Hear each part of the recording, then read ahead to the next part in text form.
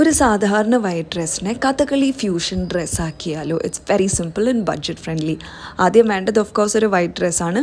പിന്നെ ഇതുപോലത്തെ Kathakali wall stickers. It's easily available on Amazon and cost less than $500.